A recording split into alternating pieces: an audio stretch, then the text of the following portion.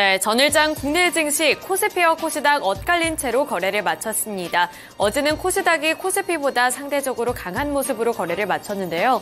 최근 들어서 코스피가 강하면 코스닥이 약하고 코스닥이 강하면 코스피가 상대적으로 부진한 흐름이 나타나고 있습니다.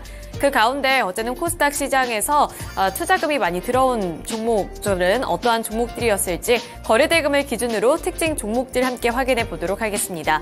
먼저 코스피 시장부터 살펴보겠습니다. 코스피 시장에서 거래대금이 많이 몰렸던 5가지 종목군들입니다. 가장 상단에는 현대차가 위치해 있는데요. 현대차 어제는 다소 아쉬운 주가로 거래를 마쳤습니다. 4% 넘게 하락했고요. 4.16% 내린 24만 2천 원을 기록한 가운데 기아 같은 경우에도 1% 넘게 하락했습니다. 1.28% 하락한 11만 6,100원을 기록하면서 현대차와 기아 같은 완성차 기업들의 주가는 부진한 흐름을 기록했는데요. 현대차와 기아, 최근 들어서 저PBR 관련 종목으로 거론이 되며 급등을 했던 종목인데 어제 시장에서는 차익 매물이 출회가 되면서 이렇게 약세 흐름으로 거래를 마쳤다는 점이 눈에 띄었습니다. 또 하나갤러리아와 에코프로 머티리얼즈, 포스코퓨처엠까지 3가지 종목군들은 어제 급등하는 양상을 나타냈는데요. 그 안에서는 하나갤러리아가 21.69%로 가장 강한 흐름을 기록했습니다. 하나갤러리아는 특징주에 넘어가서 조금 더 자세하게 살펴보도록 하겠습니다.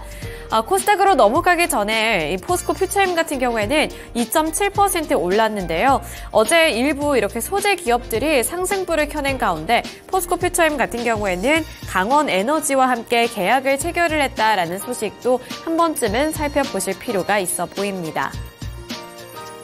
네, 이어서 코스닥으로 넘어가 보겠습니다. 어제 상대적으로 코스피보다 코스닥이 강했던 만큼 이렇게 올라와 있는 5가지 종목군들 코스닥에서는 일제히 빨간불로 거래를 마친 모습인데요.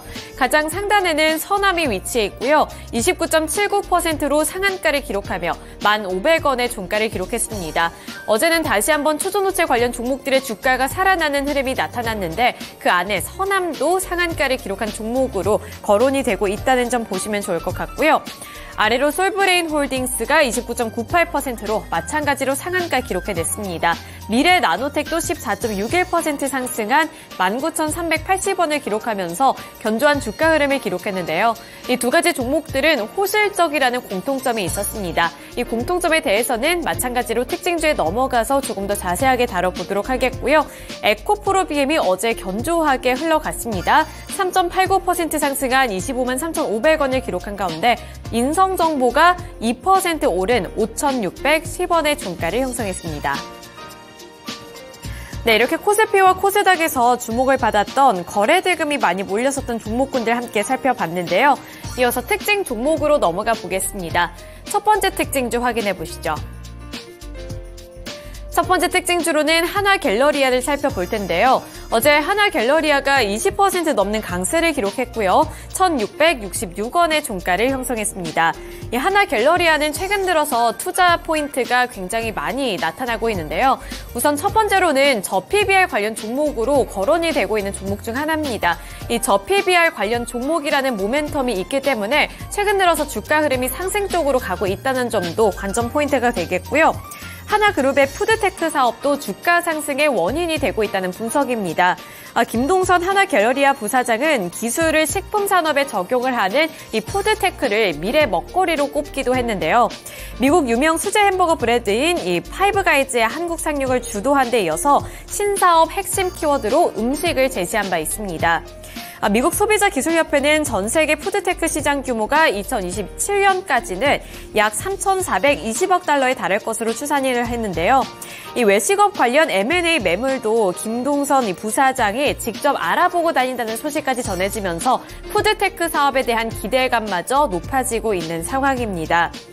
김동선 부사장은 외식과 유통 사업에서 독자 기반을 구축 중이고요. 하나갤러리아가 이러한 사업을 기반으로 자리매김을 하고 있다는 평가를 받고 있는 가운데 이 회사 주식을 사나흘에 하루꼴로 사들이면서 지배력을 강화하고 있다는 점까지 새로운 투자 포인트로 부상하고 있는 상황입니다.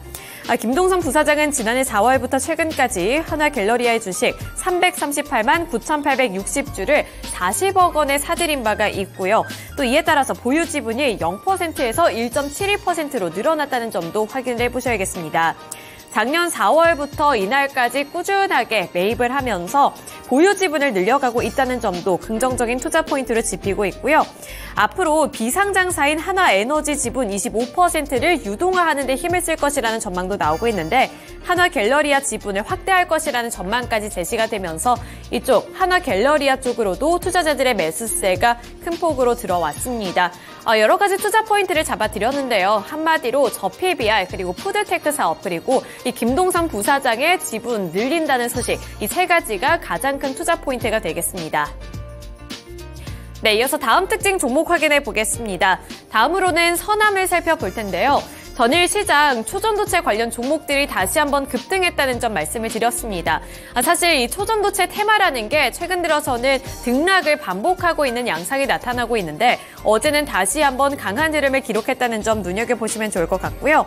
우선 초전도체라고 주장하고 있는 물질 PCPOSOS 검증 결과 발표를 앞두고서 이렇게 초전도체 관련 종목들이 급등락을 반복하고 있는 겁니다. 이 LK99 핵심 연구진 중 한 명인 김현탁 미국 윌리엄 앤 메리대 교수는 퀀텀 에너지 연구소 연구원들과 함께 내달 4일 미국 미네소타에서 열리는 미국 물리학회 학술대회에서 이 PCPOSOS의 초전도성 실험 결과를 발표할 것으로 알려졌는데요. 이 발표 결과를 앞두고서 기대감의 불씨가 꺼지지 않고 있다는 점 보셔야겠고요. 일부 외신에서는 이러한 연구가 초전도체와 관련된 사실이 명백하다고 밝혀질 경우 관련된 연구자들은 노벨상을 받을 가능성이 높다라고 보도를 하기도 했습니다. 에너지 무손실 전력망이 가능하게 되기 때문에 경제에 엄청나게 큰 영향을 줄 것이라고 분석한 건데요. 이렇게 초전도체 발표 결과를 앞두고서 이 결과 발표를 앞두고서 노벨상에 대한 가능성까지 거론이 되며 어제 이렇게 서남 같은 종목군들 쪽으로 매수세가 확산됐습니다. 서남도 29.79% 상승한 1,500원의 종가를 기록하면서 이렇게 강한 흐름으로 거래를 마쳤습니다. 네, 이어서 호실적을 기록했던 종목 두 가지 살펴보겠습니다. 미래나노텍과 솔브레인 홀딩스를 함께 살펴볼 텐데요. 솔브레인 홀딩스가 29.98%로 상한가 기록한 85,400원을 기록한 가운데 미래나노텍도 14%대 두 자릿수대 급등세를 나타냈습니다. 호실적의 주 원인이었는데요. 우선 솔브레인 홀딩스를 살펴보겠습니다.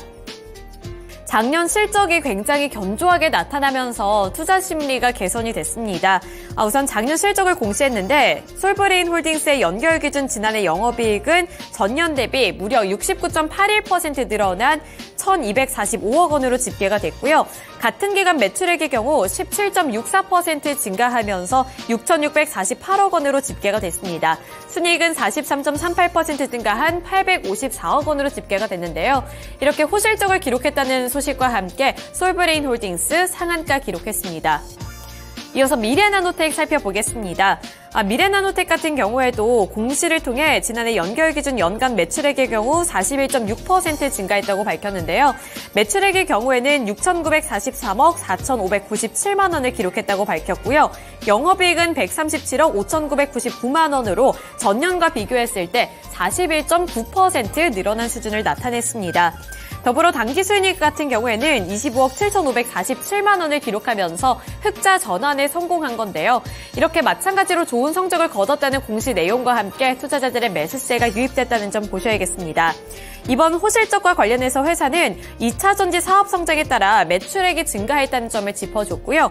또 계열 회사인 미래첨단소재 등의 사업 성장에 손익구조가 개선됐다라고 풀이를 했습니다. 이에 따라서 어제 호실적을 기록했다는 솔브레인 홀딩스와 미래나노텍이 동시에 강세를 기록했습니다. 네, 이렇게 정규작에서 주목을 받았던 특징 종목들까지 함께 살펴봤는데요. 이어서 시간의 거래로 넘어가 보겠습니다. 먼저 시간의 거래에서 상승했던 종목군들 확인해 보시죠. YC캠이 어제 시간의 거래에서 9.97%로 상한가 기록했고요. KR모터스와 성신양회, 알소프트까지 어제 시간의 강세, 시간의 상한가를 기록해내는 모습이었습니다.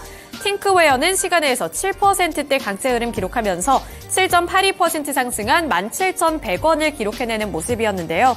이 안에서 상한가를 기록한 종목들 위주로 특징주에 넘어가서 조금 뒤에 더 자세하게 살펴보도록 하겠고요. 이어서 하락했던 종목군들 보도록 하겠습니다. 가장 상단에는 사피엔 반도체가 5.76% 하락하며 45,800원을 기록했고요. 휴림 네트워크스가 시간의 거래에서 5% 넘게 하락한 가운데 CCS, QRT, 고려제강 같은 경우에도 4%대 약세 흐름을 기록하면서 시간의 거래에서는 차익 매물이 빠져나가는 양상이 나타났습니다.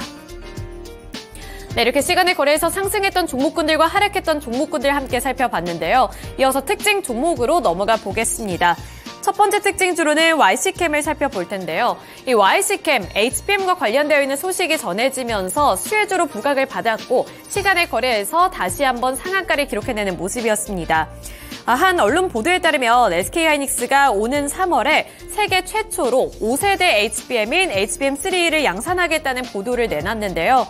보도 내용에 따르면 다음 달 중에 초도 물량을 엔비디아 쪽으로 공급한다는 계획입니다. 삼성전자와 SK하이닉스 그리고 마이크론 등 이 메모리 반도체 빅3 기업들 중에 SK하이닉스가 가장 먼저 HBM3E를 양산을 하고 또 공급을 하겠다는 소식이 전해진 건데요. YC캠은 실리콘 관통 전극용 포토레지스트를 국산화해서 국내 반도체 기업에 공급 중인 기업입니다. 특히나 이 고객사에는 SK하이닉스라든지 삼성전자 이렇게 큰 기업들이 있기 때문에 이 고객사가 부각을 받으면서 관련 수혜주로 거론이 되고 있는 종목인데요. 삼성전자와 SK하이닉스를 모두 다 고객사로 두고 있는 가운데 SK하이닉스를 통해서 매출의 70% 이상을 달성하고 있기 때문에 이번에 SK하이닉스 쪽에서 3월 달에 이 초도 물량을 공급을 하고 HBM3E에 처음으로 양산에 나선다라는 소식이 이쪽 YC캠 쪽으로도 호재로 작용이 됐습니다. 네, 이렇게 첫 번째 종목 확인해 봤고요. 이어서 두 번째 특징주로 넘어가 보겠습니다. 두 번째 특징주로는 KR모터스를 확인해 볼 텐데요. KR모터스도 마찬가지로 시간의 상한가 기록했습니다. 9.92%의 상승률을 나타냈는데 매각 기대감에 시간의 거래에서 상승하며 마무리를 지었습니다. KR모터스가 코라우 그룹에 팔린 지 9년 만에 다시 M&A 시장에 나왔다는 소식이 전해지면서 투자자들의 기대감을 한층 더 높였는데요. KR모터스는 국내에서 유일하게 엔진부터 완성차까지 직접 일륜차를 제조할 수 있는 역량을 갖추고 있기 때문에 관심도도 매우 높아지고 있는 상황입니다. 또한 중국 내 생산을 통해서 원가 경쟁력을 확보할 수 있다는 점도 긍정적인 투자 포인트로 잡히고 있는 마당에 이번에 다시 한번 M&A 시장에 나올 수 있다는 가능성이 거론이 되면서 이렇게 시간의 거래에서 상한가를 기록했습니다. 이어서 마지막 특징 종목 확인해 보겠습니다. 성신양회를 살펴볼 텐데요. 마찬가지로 호실적 영향에 급등하며 마무리 지었습니다. 종가 확인해 보시면 시간의 거래에서 9.92%로 상한가 기록한 9,420원을 기록했는데요. 성신양회의 경우 지난해 연결 기준 영업이익은 733억 3,193만 원으로 전년 대비 무려 3,899% 넘게 증가했습니다. 같은 기간 매출액의 경우에는 1조 1,132억 8,219만 원으로 8% 늘어난 수준을 기록을 했고요. 당기 순이익 같은 경우 657억 4,522만 원으로 흑자 전환에 성공했습니다. 판매 단가 인상에 따른 매출액 증가가 호실적 원인으로 꼽히고 있는데요. 이렇게 호실적을 공시하면서 시간의 거래에서 이 성신양회가 상한가를 기록했고요. 어느덧 9,420원까지 올라왔습니다. 네, 이렇게 정규장에 이어서 시간의 거래에서 주목을 받았던 특징 종목들까지 함께 살펴봤고요. 이어서 미국 증시에서는 어떠한 특징 종목이 있었을지 미국 증시 특징 종목도 함께 확인해 보겠습니다. 다음으로 미국 증시 특징 종목들입니다. 하루 쉬어갔던 뉴욕 증시 이번에는 하락으로 거래를 마치는 흐름이었는데요. 결국에는 엔비디아와 관련돼서 실적 발표를 하루 앞두고 있는 상황 속에서 투자 심리가 조금은 불안한 그런 모습들을 띄었습니다. 이번 주에 1월 FOMC 회의 의사록을 포함해서 여러 가지 주요 일정들이 기다리고 있는 상황인데요. 하루 앞둔 이 상황 함께 살펴보셔야겠습니다. S&P 500 지수 다시금 5,000선 아래로 내려온 모습이고요. 나스닥 지수도 0.9% 정도의 내림세를 기록했습니다. 그렇다면 특징 종목들 오늘은 어떤 것들이 있을지 가장 먼저 좀 중요한 기업인 엔비디아 체크해 보겠습니다. 엔비디아 간밤에 4.3% 하락하면서 694달러 선에서 거래를 마쳤는데요. 일단 내일 새벽 주가의 변곡점이 될 엔비디아의 실적 발표를 앞두고 있는 상황입니다.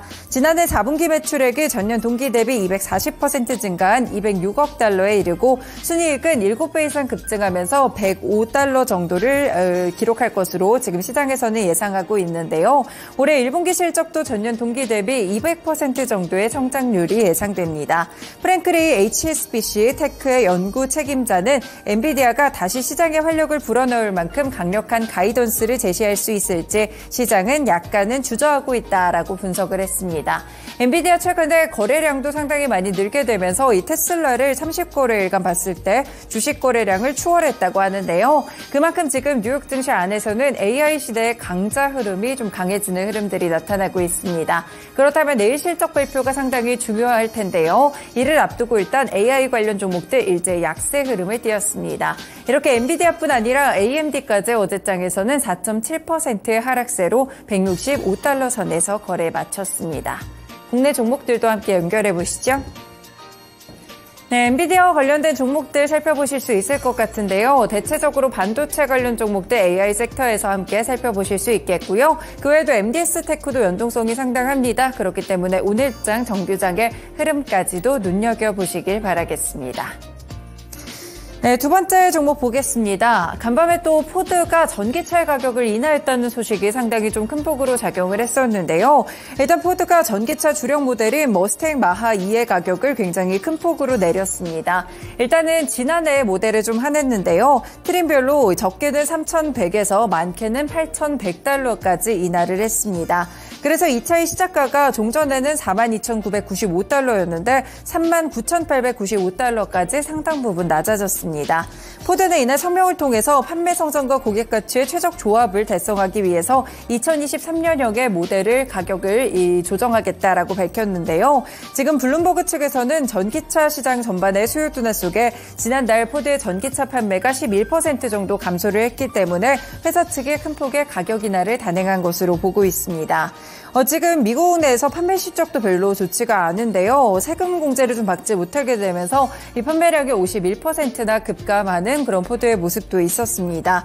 일단 이렇게 가격 인하 조치를 단행하게 되면서 결국에는 전기차에 대한 우려가 이 가격 경쟁에 대해서 다시 한번 불을 지피는 모습이었는데요. 이렇게 2023년형의 차량의 가격을 인하하게 되면서 일단 이 테슬라의 경쟁차 중인 모델 Y보다 또다시 가격이 낮아졌다고 합니다. 이렇게 된다면 또다시 치킨 게임이 발생할 우려감도 지울 수가 없겠는데요.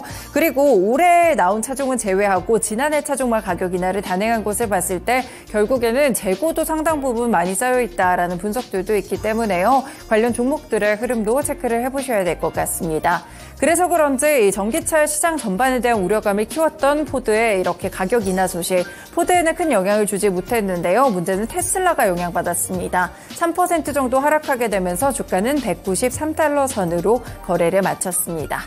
네, 그렇다면 국내에서도 종목들 체크해 보실 수 있겠는데요. 확실히 전기차 시장의 둔화와 관련된 2차 전지 종목들의 흐름 보실 수가 있겠고요. 일단 정규장에서 상승하는 흐름들이 어제장 관측됐었는데 오늘장은 어떻게 될지 추가적인 흐름들 확인해 보시면 될 것 같습니다.